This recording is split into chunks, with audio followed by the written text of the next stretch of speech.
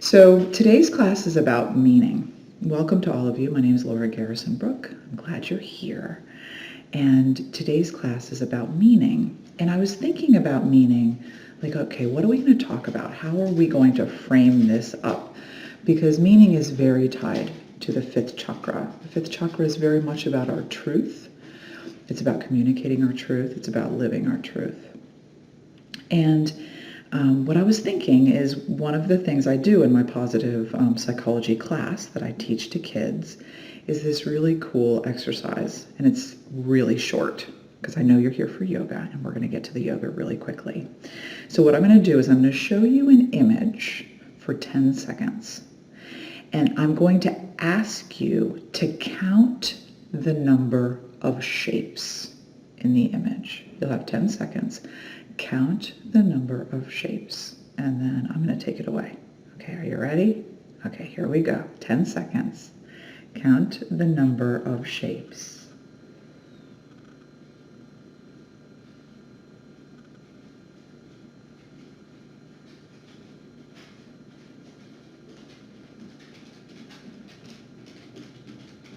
Okay, so I asked you to count the number of shapes, but what I'm going to ask you now is to think about what images did you see as you were staring at this. Yeah, I know, you're home.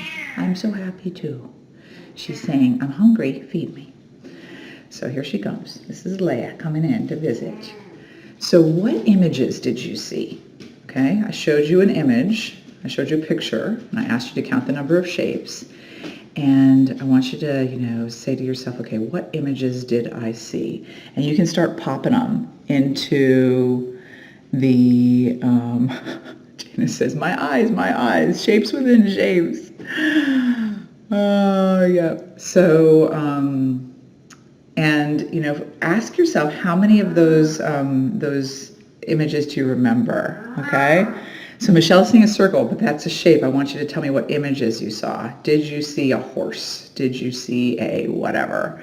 Okay. You saw a football stop sign. Good. You saw a stop sign. You saw a house. Okay, a school bus. Okay, good. So what's so interesting, I'm going to show you this again because you're like, okay, come on. Let's, so the reason that we do this, come on, camera. It's a little bit unfocused, sorry, because I think it's focusing on me, this is about the power of perspective. And that's what we're going to talk about today and how that drives our sense of meaning. So when I did this exercise, and this was done by Tal Ben-Shahar, the Harvard-trained positive psychologist whom I studied with, I didn't remember any of the images. Some of you said the stop sign, some of you said the school bus, there's a piece of pizza in there, there's a present, a house, a football, a kite, a clock.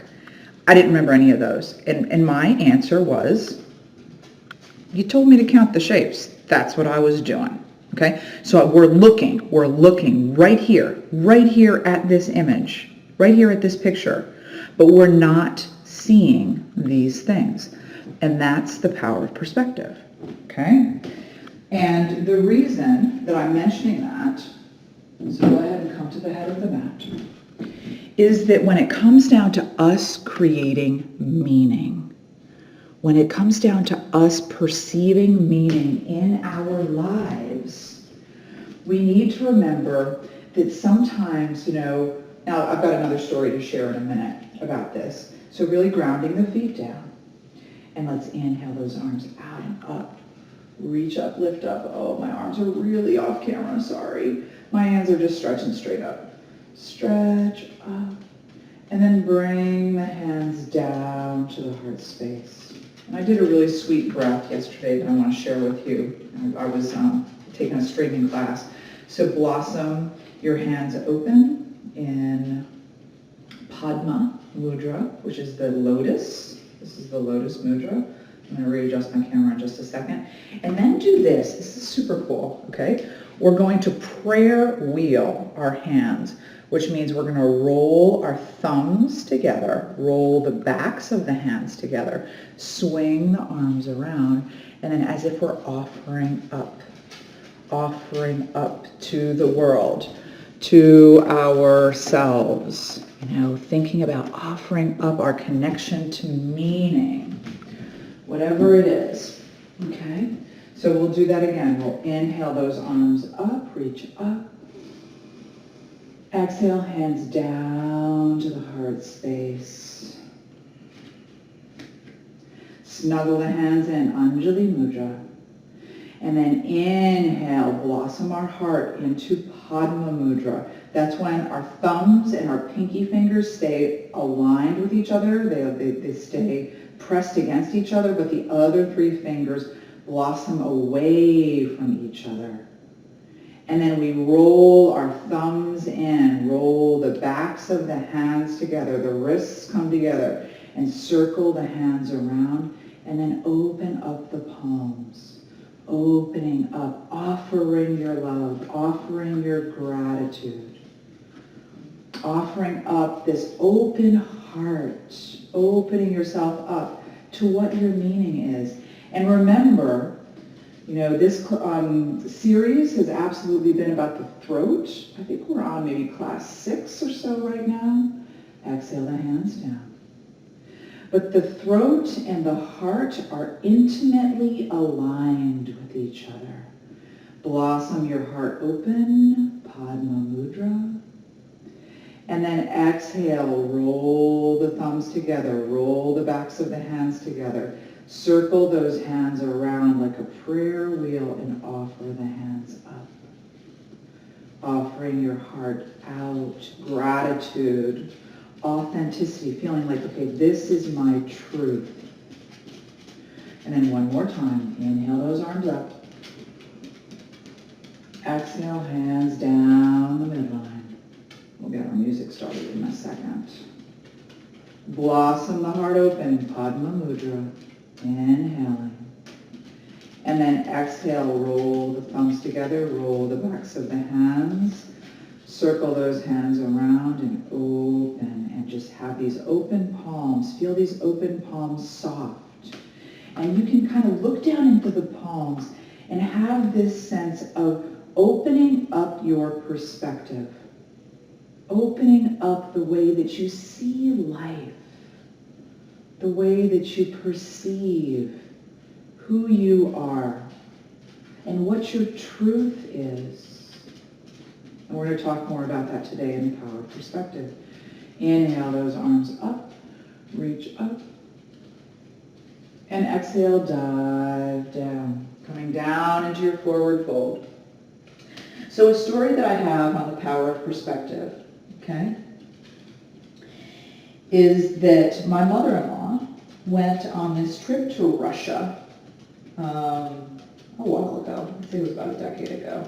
And just gently sway back and forth. And she went with her cousin on the same trip. And her cousin was my cousin's dad. So after they got home, and this was a really fancy, expensive trip. Like we're talking like $10,000 per person. Really, really high end. Head hangs heavy. Breathe in here. Let those arms be soft. And then inhale, arch up halfway, flat back. So I wound up talking to my cousin, who talked to both my mother-in-law and her dad about the trip. And I said, well, how was it? How did it go? And hands frame the foot, step that right leg back. Melissa, my cousin, said, did they even go on the same trip? Because her dad was like, it was amazing. Oh my gosh, it was beautiful. The hotel was incredible. He was just going on and on about how incredible this trip was. Breathing, pouring energy down that right leg. And then drop that knee, low runner's lunge. Allowing the top of the foot to just melt down onto the floor. Allow the hips to release down, relax down. And my mother-in-law was just focused on everything that went wrong. They lost my luggage. It was, expensive. It was this, it was that. All the negativity. And that's the power of perspective, right? They went on the same trip. They went on the same trip, but they had a very different experience. Very different experience. Set those hips back, folding over the leg.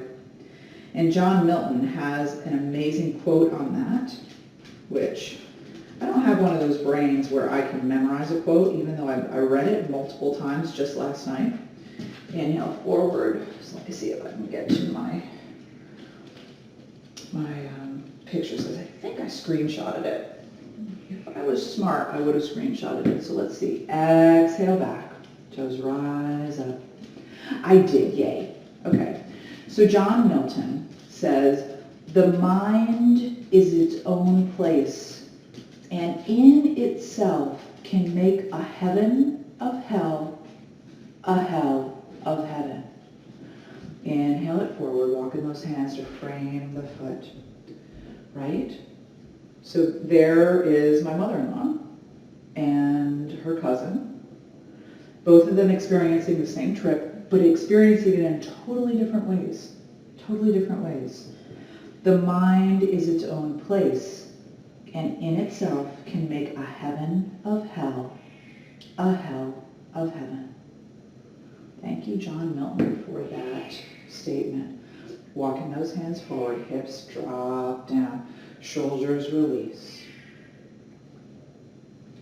And the reason that this is really important, that we're talking about the power of perspective and the way that our minds see the world, is that's incredibly critical when it comes down to how we derive meaning. Okay? Curl the toes under, right hand comes down, left hand onto the knee, and just gently open yourself up, twisting to the left. Breathing here. And just feel your heart starting to open. And, this is the kind of thing that's so critical, and the name of that exercise that we did at the beginning of class, we, being the group who went through that certificate in positive psychology, walk your feet out, plug the hands into the earth, tailbone rises up, glide those shoulder blades apart, head hangs heavy, grounding down into the base of the index finger. Breathing, another breath. And then come on forward into plank pose. Feeling the strength in the arms. Breathing here. Nice strong belly. And then lift the hips up. Head hangs heavy. And let's bring our knees underneath our hips, our hands underneath our shoulders. Inhale, lift into your cow. And exhale, arch into your cat. So just rolling back and forth in your cow and your cat while I get our music started. So just really feel yourself opening your heart. And thinking about your perspective and remembering the kids on the bus exercising. For those of you who might have arrived a few moments late, we can tell you what the kids on the bus exercise was. It's an exercise, and for those of you who are watching me, I'm getting our music started. So go ahead and you're rolling from your cow into your cat, just really opening the spine. Opening the spine, we're arching and we're lifting. Hello phone, my phone is being slow. So, what the deal is. It's being grumpy. So with this power of perspective, when we look at this image and we're looking at one thing, right? We're looking at one thing, saying, okay, I'm just looking at possibly what's not working, what's not good. They lost my luggage, I'm not used to this food, it's cold here, whatever, rather than looking at what's working well, or, what's beautiful, or what's fabulous, or what there is to enjoy. And this perspective is incredibly critical because the thing that's important to remember about meaning, continuing to roll and arch, is that we make our meaning, right? Remember that John Milton quote, "The mind is a place in itself, and we can make a heaven of hell or a hell of heaven," right? We can make a heaven of hell or a hell of heaven. And it's because of what we focus on. When we focus on the negativity, what's broken, what isn't good, curl the toes, lift the hips, come on up. For some reason, my phone is loading extremely slowly. Hopefully, y'all are still getting good feed off of me since my iPad is dead. That's what you get when I go out of town. I'm not quite as ready for class as I normally am. Breathing here. And then let's step that right leg forward. Coming into your high runner's lunge. That's interesting. So we can't connect to the internet. Drop the knee. Low runner's lunge. Allowing the hips to release down, relax down. Whew. Shoulders down the back.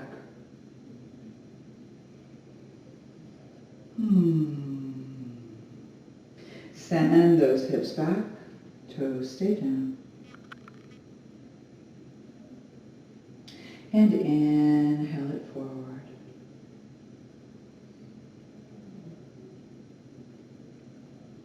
Exhale back, toes rise up, folding over that leg.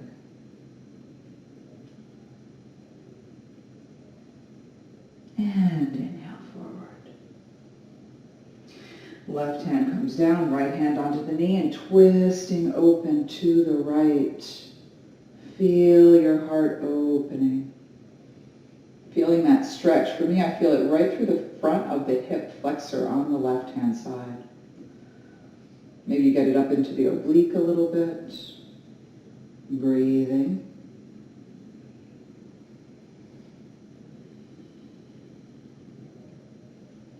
And release. And one of the things that Anand shares, bring that right knee back to meet the left. Hands reach forward. Curl the toes under. Press those palms down. What Anand shares about meaning that's so important, really pressing the hands into the mat. And then come forward onto the forearms. Curl those toes under. And breathe here in your forearm plank.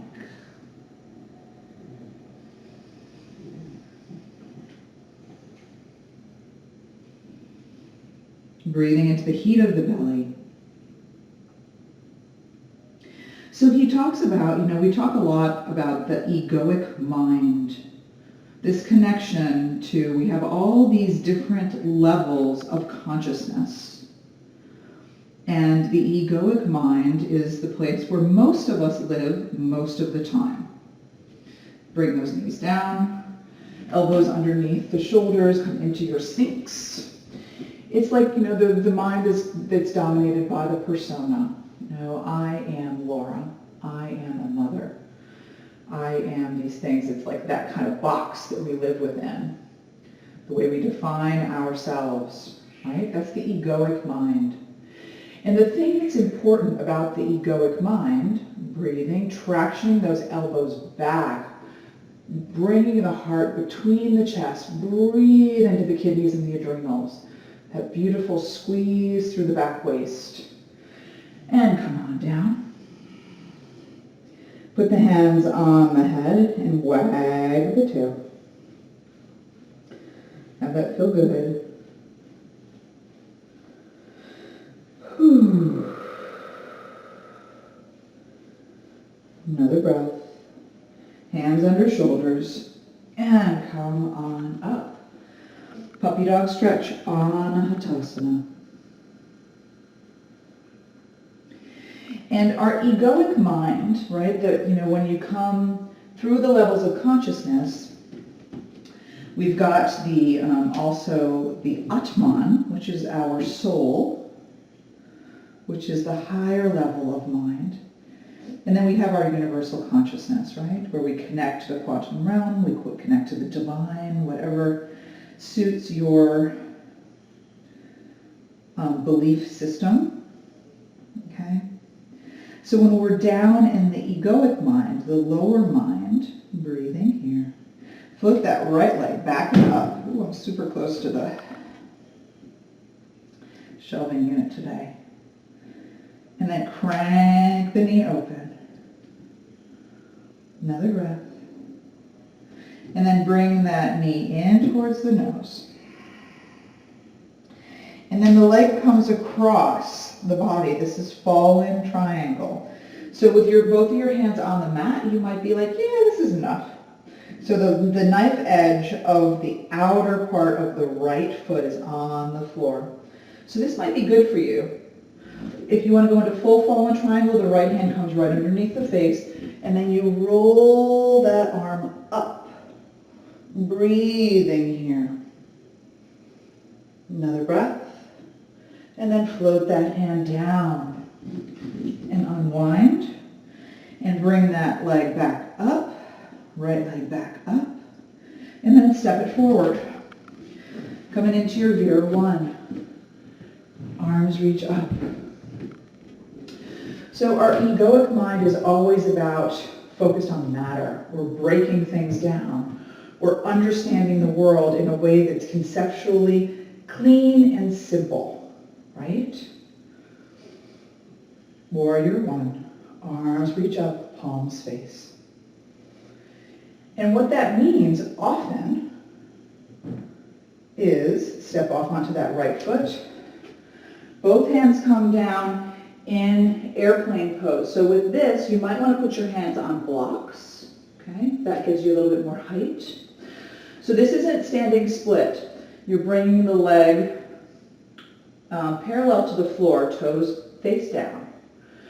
Nice long spine. Breathing here. Another breath. And then bend that leg and step it back and come on up.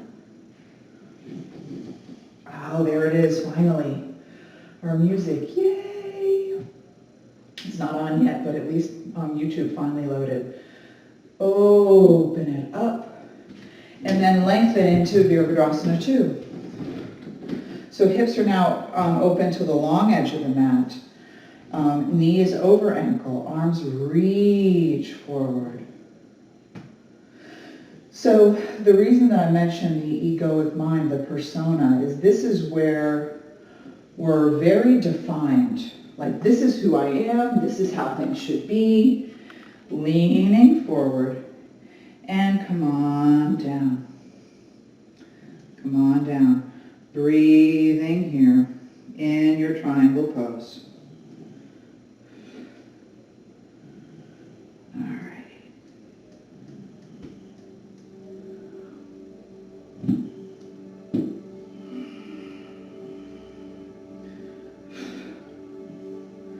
So when you're in this egoic mind, this place where you're placing yourself inside of a box, this kind of thinking can limit your possibility. It can limit your meaning. Breathing. Float on up. Vira 2. And then take reverse. The front leg stays bent. Bending over. Feeling that gorgeous stretch. Breathe into the right lung. And then side angle.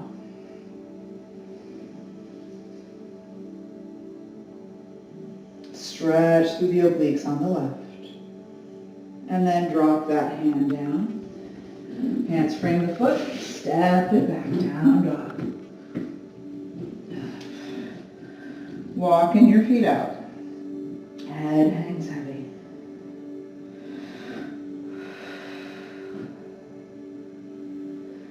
So we talked about this on Friday. Another breath. Float that left leg back and up.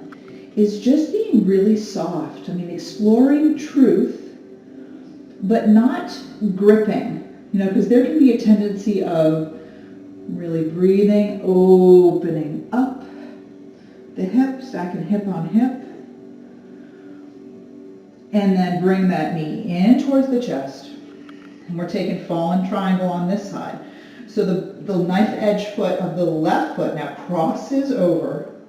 And this might be enough for you in fallen triangle. Totally cool. Really squeeze the inner groins together. So good for the lymph nodes. And if you want to go into full fallen triangle, left hand right underneath the face, roll onto the edge of that foot, and come on up. Actually, I misspoke. You stand to the ball of the right foot, and come on up. Breathing here, stacking bone on the left hand. Left hand's right under the shoulder. Another breath. And come on down.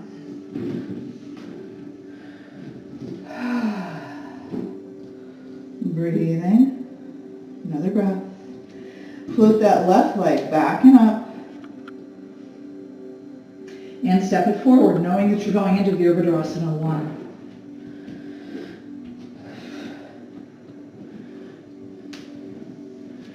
So with the power of perspective, as you're starting to open your heart to meaning, starting to ask yourself, like thinking about that kids on the bus. I was looking right at that image, but maybe I didn't see the kids in the bus. I didn't see the piece of pizza. I didn't see the football. And I was looking right at the image because I was focused on something else. Laura asked me to count the number of shapes, and that's what I was doing. Another breath. And then step off into your airplane pose. Hands either on the mat or on blocks. Square that right hip down, toes go down. Breathe into the strength of the left leg. Relax the head.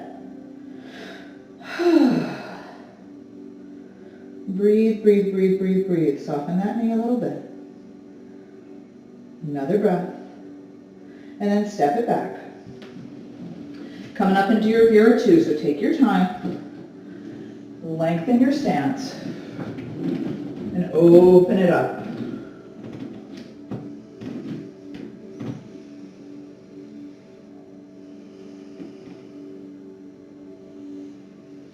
So when it comes down to meaning, and we'll talk more about meaning because this is obviously a really big topic. We'll talk more in future classes. Breathing here in your Vira 2. And take reverse. And side angle.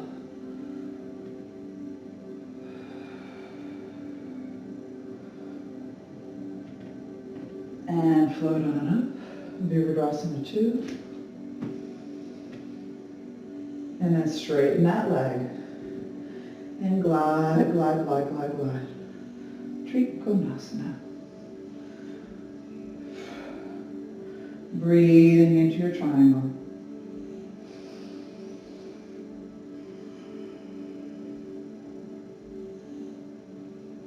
So as you're going through life, especially when you bang up into something where you're like, I'm not really happy with how things are unfolding in this aspect of my life, you can ask yourself, is there another way to see this? Can I shift my perspective? Another breath. Float on up. Vira 2.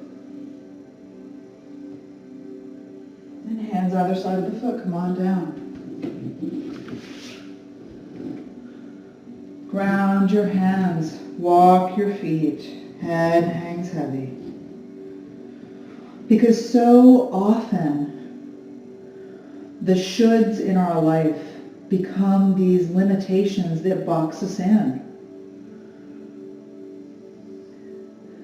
That define like the kind of our meaning, leans on these limitations. They lean on these expectations that don't serve us.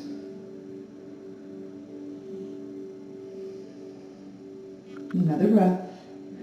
And either rest here in down dog, come down into child's pose, or glide with me through a vinyasa. Exhale, come back into your down dog. Inhale, forward plank pose. Exhale, hips up. Inhale. Exhale. Inhale. Now your choice if you want to come down into chaturanga or ashtanga pranam. Ashtanga pranam is 8 pointed pose, inchworm pose, the butt's up in the air. And then ground those hips down, hands under shoulders. And just a baby cobra. Inhale it up. And exhale it down. Inhale, lift up. 1% charge. This isn't going to last long. Exhale down. Inhale, lift. And exhale down. And then arms can go out in super cobra where your hands are off the mat. And inhale, lift up. And exhale, come on down. Inhale, lift up. And exhale down. So Susan says we each create our own experience. That is so true, Susan. And if you're like, I'm not loving my experience right now, well then let's see if we can change it. Let's see what we can do. Hands under shoulders. Come on up. Anahatasana, puppy dog stretch.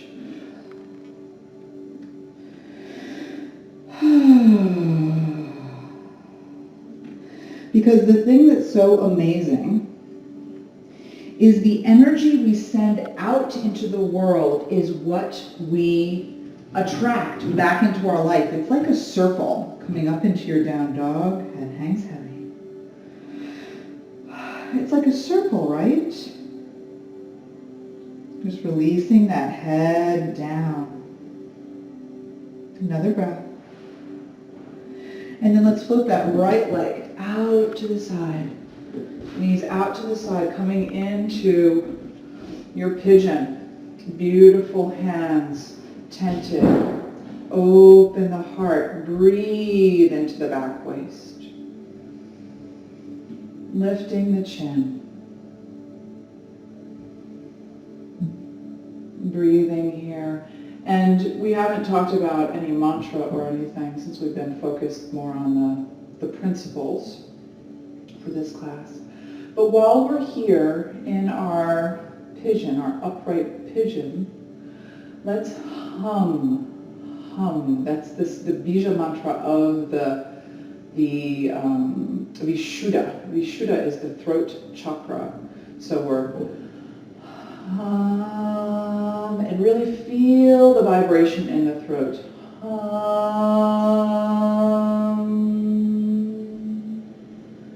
Another breath.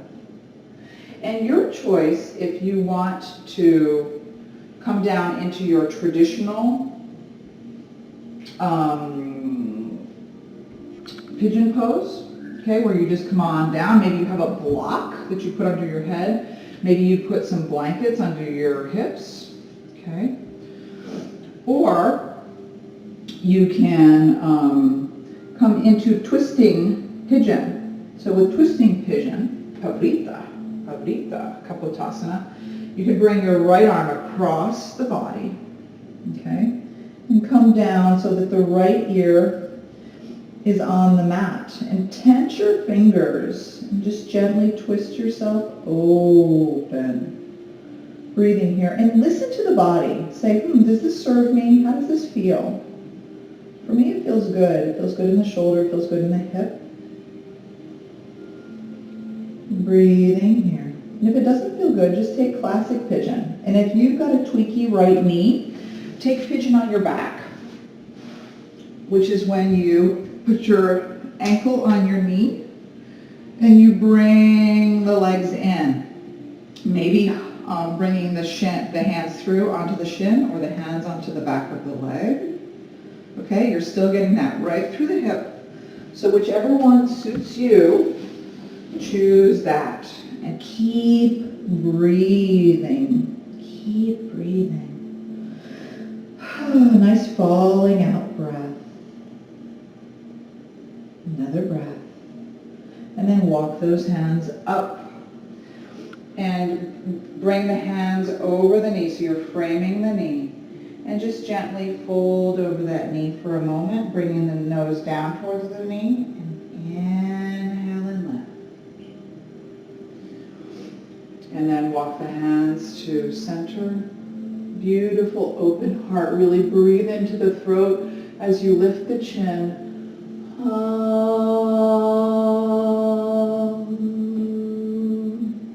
That's Vishuddha Chakra. The color is turquoise. The element is ether. Come on to that right hip. Swing the legs around into your half Lord of the Fishes pose. You can always straighten this bottom leg. If your hips are not evenly grounded, we want our hips to be evenly grounded. Wrap the right elbow around the knee and twist to the left. Breathing. Inhale, and then we exhale and we twist. I feel that right in my piriformis. Inhale, don't fight the breath. Exhale, twist. Inhale, and exhale. And then our soles of the feet come together. Allow the knees to float open. This is our Baddha Konasana, our cobbler pose. And maybe some pressure in the elbows to glide those knees down. And see if you're getting crunchy in the low back. You want the low back to be nice and long. Lift the chin, breathe again into the throat. Hum again into the throat.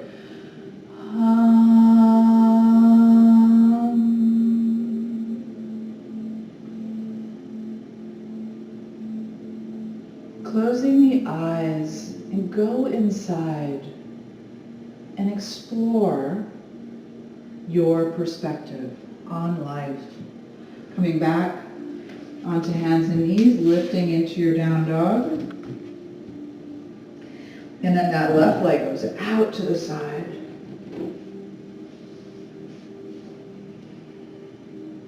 Beautiful, open heart. Again.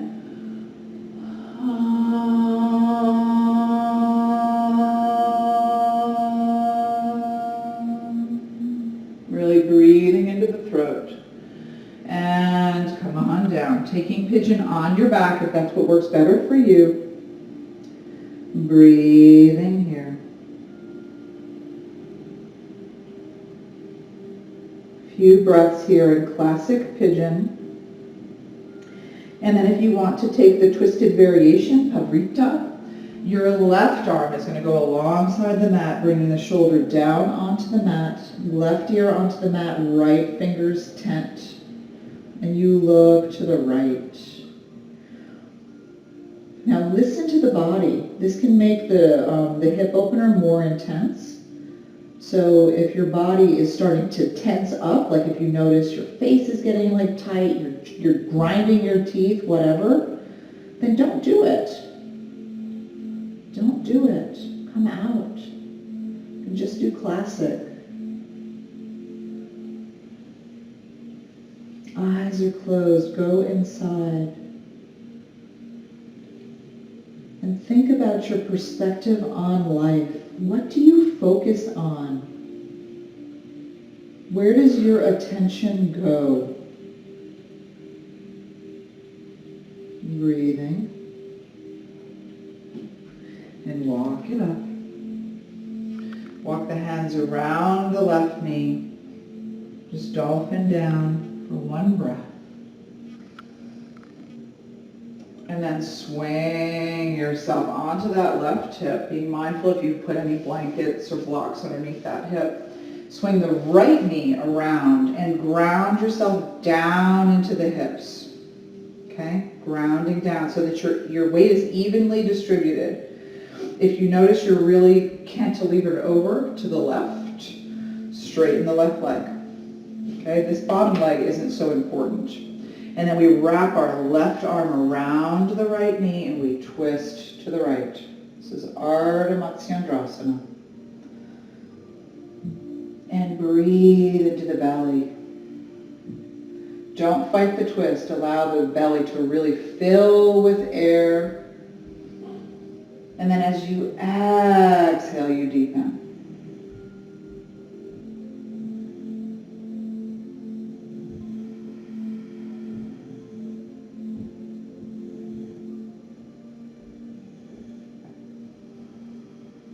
Another breath. And then bring the soles of the feet together in your cobbler pose, your gracious pose. Bringing the hands maybe into the heart space, closing the eyes. You know, and one of the things that I wanted to tease out a bit more, we talked about it a little bit ago, is the egoic mind is always trying to define, right? We're always trying to chunk things down into what can be perceived, what can be understood. So incredibly normal, so incredibly human. Another breath. Legs go open, nice wide, open stance. Lifting the knees up, toes go straight up. When I say lift the knees up, I meant to say the knees should be pointed straight up. You're not lifting them up, you're pressing them down actually. And then the hands, the fingertips point forward. And just a nice breath here in your seated, wide-legged forward fold. So your forward fold might look kind of like this. It's totally fine, okay? We want a nice long spine. And we want our pelvic bowl to be rolled forward. So if that means that you have to reach back there and grab your chunky bits, awesome. If you have to sit your hips on just the edge of a blanket to help roll the pelvic bowl forward, awesome. Okay, do what you need to do. And as soon as you notice that you're getting crunchy in the low back, you need to stop and sit up a little bit because you want the low back to be long. And you just kind of walk it forward, nice and slow, melting down into this pose. And again, nice big inhale.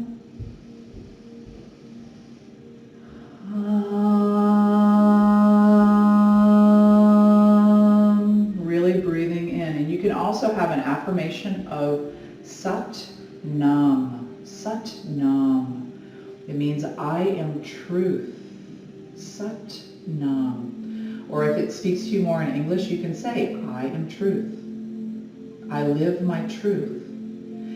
And part of this whole experience, right, with the power of perspective is, what is my truth? What is my truth? And the thing that I consistently go back to, where you're like, you know, Laura, this is what I know. I know blah, blah, blah. And I asked you, if I was to ask you, does blah, blah, blah make you happy? And if you looked at me and you're like, no. Well, let's see. Let's see if we can shift your perspective to maybe see the world in a different way. Is that possible? Is that possible? Okay? If you have blocks and you come down, you know, kind of low, you can put your blocks underneath your forehead.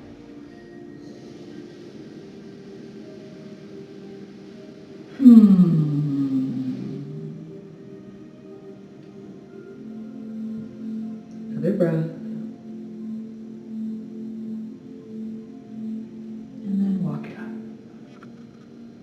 We see the world a different way, because very often what happens is we figure out, okay, this is what's true, and then we really grip onto it because it feels good. It feels good to come to this understanding of, okay, I get it now. I get it. Yay, I get it. Right? I've been there. That's the way I feel. I get it. Okay. And then we grip it. We get our hands into it. We white knuckle it. Bring the knees into the chest. Roll the feet on the ankles. Roll the head on the neck. On our back body, you can kind of wiggle it out. So as we come to an understanding, and maybe we shift our perspective a little bit and try to do your best to not be like, okay, now I get it. And I'm going to really hold on tight to this.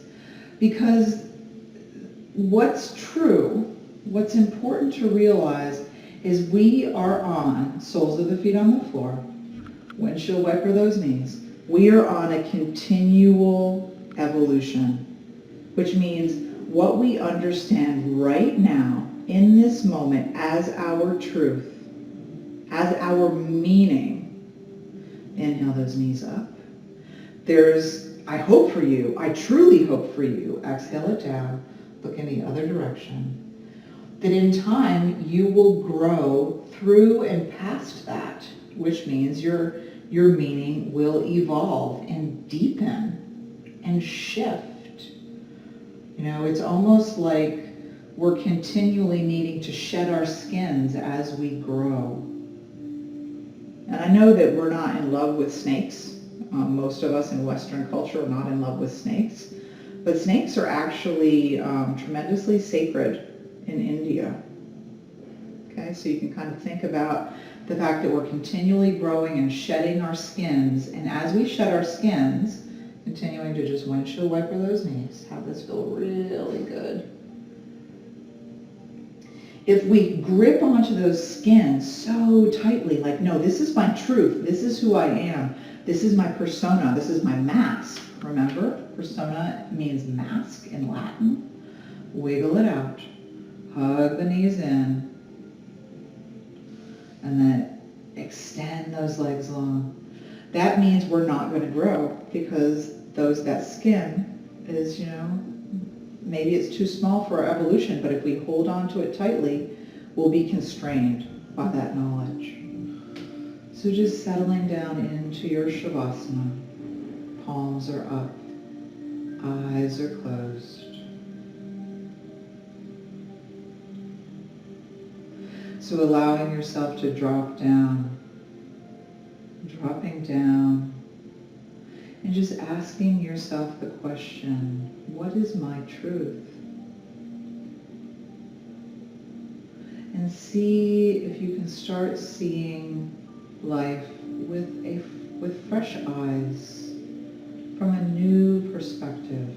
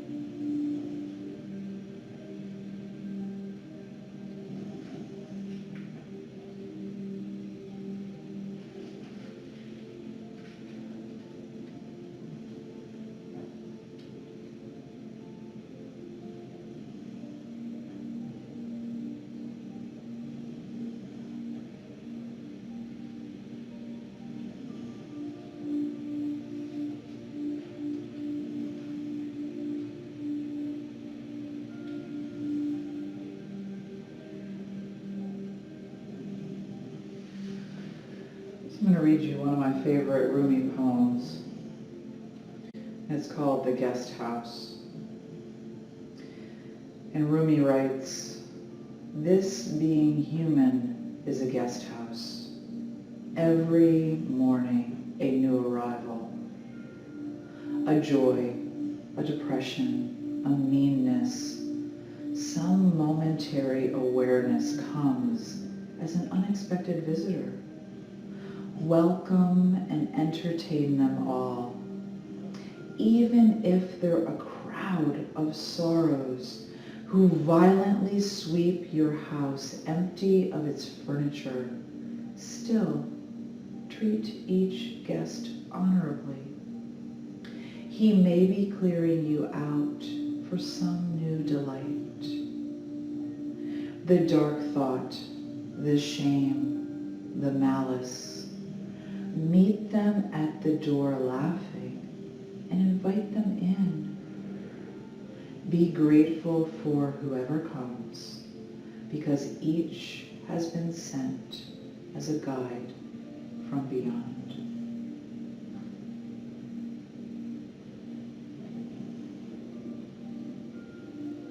So this is the shift in perspective, isn't it? Be grateful for whoever comes, because each has been sent as a guide from beyond. And remember what Anand has said to us multiple times, is everything that happens in your life happens for you. Nothing is happening to you in life. Everything is happening for you. Even the things that are painful, these are the things you need to learn from.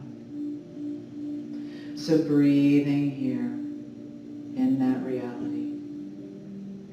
Breathing in this sense of gratitude for whatever shows up in your life, because they have been sent as a guide from beyond. It's the most powerful shift in perspective that we can ever make.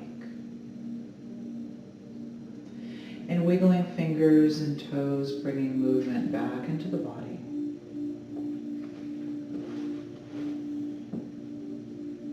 And then rolling over onto the right side, and we cradle our hearts and we rock back and forth, sending yourself such love, giving yourself the biggest hug, shifting your perspective so that you are your biggest fan. The most important relationship we have in the entire world is the relationship that we have with ourselves. And then carefully press yourself up into an easy seat, bringing the hands into the heart space. And let's do one more of that prayer wheel breath. So we inhale into our Anjali Mudra. Exhale. And then inhale, open our Padma Mudra. Our fingers blossom open. And then we roll our thumbs, the backs of the hands together, the wrists lightly touched, and bring those hands up. And then open our palms out. Opening our palms out to the universe, almost as in this sense of receptivity, as if I am open to receiving my truth. I'm open to receiving a new perspective on life, on how I can take in this beautiful life with mine. Breathing. Nice big inhale, and let's hum out together.